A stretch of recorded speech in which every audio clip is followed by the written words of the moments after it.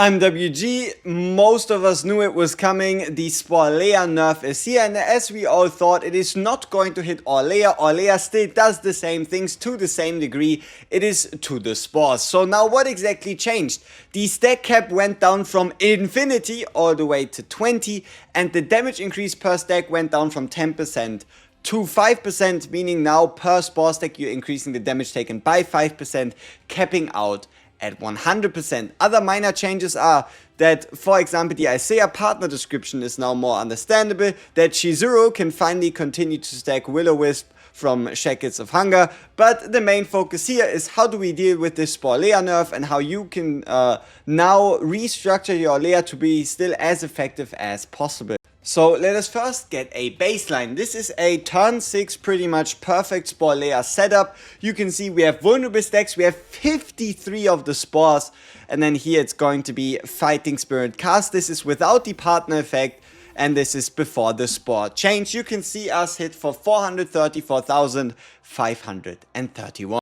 On the other hand, this right here is Orlea now after the nerf. We still have the same turn setup, we still have the same spore spam setup, and if we go a bit further in time, you see we're already at 9 stacks, 10 stacks, 11 stacks, 13 stacks, 15 stacks, and you see we actually start turn 3, so going from turn 2 into turn 3 with 15 spore stacks, and then here you see we trigger the contaminated spores, boom, bang, and then we are pretty much already there. You can see all the other spore actions here will basically be wasted because we hit the cap of 20. So we hit the cap of 20 somewhere midway through turn 3, which is then also why right here I continue doing the same thing, right? I continue doing the same thing, the same rotation the entire time until we get to the final hit here. So we are still at 20 stacks, but I still played the entire rotation as I did in the prior clip.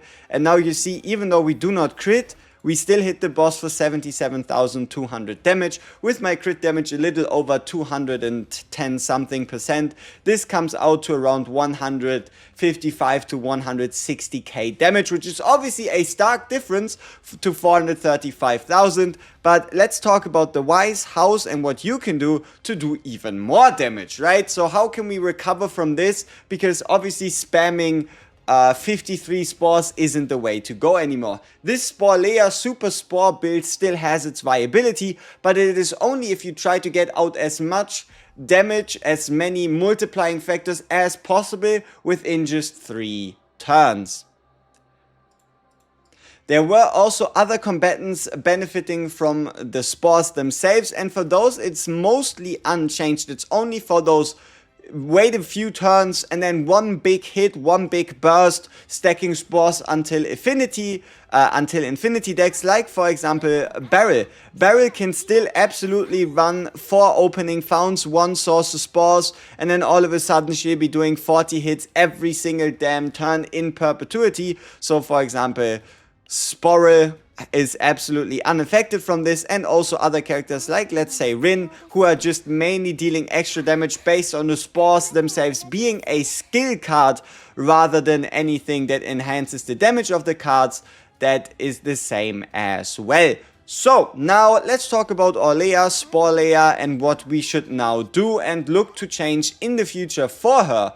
So first off, the concept of 3 Wills of Lights. The main benefit why 3 Wills of Lights was better than 2 growing creatures was due to the fact that with the additional retain, you were able to get yourself more spores. Now that the amount of spores is limited, you can now start to go away from using more Wills of Lights and go in a direction of using more growing creatures. So then, for example, now a split of 3 growing creatures versus 2 Wills of Lights should be preferable to the old split, but you could even, for example, take it to the extremes and run something like this that just has 4 softies and 1 Will of Light. The main benefit here is that this is a lot more team friendly a deck due to you retaining 4 of these growing creatures and then only drawing X amount of cards every turn, so you can hypothetically still draw cards for other teammates, continue upgrading your damage. But the idea here is You're still getting the softy bonuses, you're still getting the same, but you do not need to retain as often anymore. Also important is what will we be doing with the growth acceleration card in the future. Before this, the growth acceleration card was used to turn one spore into 2 more, right? To trigger the retain effect of the spores twice, so we have more spores, so that the retain will of light is more effective on the spores, because if you have more spores, they duplicate into more. Now it could be viable to instead use growth acceleration on the growing creature, which also means that there might be, again, now with us getting more AP value left open, you can see Will of Light costing 1, we obviously don't pay for growing creature. That now also means that instead of just the 0 card version, which just gives us the retain effect, but importantly for any card in hand, this card is still the top tier choice, we might see some returns of, for example, this is softy card, which allows you to turn her into a vulnerability generator besides just the first transformations, right? The only source Orlea had of vulnerable was just with the growing creature softy version giving vulnerabilities, meaning it was only available for one fight. Now you'll be able to, for example, pick up the vulnerable version so that she provides vulnerable more reliably and pass just one singular fight, or even something like the Swifty trigger retain, but that is a bit more out there. So this one might become a lot more valuable. This one is still interesting, but it's very hard to say how useful this will end up being. And so different application of growth acceleration, mainly focused on the softies to be retained instead of on the spores, because you don't need as many spores anymore, you don't benefit from spores as crazy anymore. So continuing to push the base damage with growing creature seems to be in our best interest. So another path that might have just opened up is the concept of building another card on 9. And that is 9 has exhaust, 2 random exhaust cards of other combatants in hand. For each card exhausted through this ability, increase damage amount of the next used attack card of this unit by 30%. Now that spores are worth less, that means we can now use this to either sacrifice spores above the cap or just sacrifice them before the final hit, meaning that a 3 card 9 might not be super optimal anymore, and instead we could have Hue Extreme, a Counterblade, a Fighting Spirit, and then also an addition of Fatal Strike right here. And the reason why this again becomes possible is due to us needing to draw less of Orlea's card every single turn, because trying to draw as many of these Wills of Light isn't as impactful anymore and isn't as crazy anymore, where just having more growing creatures, which are cards you do not have to draw, will still then give you the biggest benefit. So that is the entirety of our growing creatures here, combined with Will of Light. There will probably be some other ramifications and some other changes to that as well, but anything that now interacts with spores, especially if, for example, spores get consumed, should now be a lot less debilitating, because the spores themselves aren't as strong.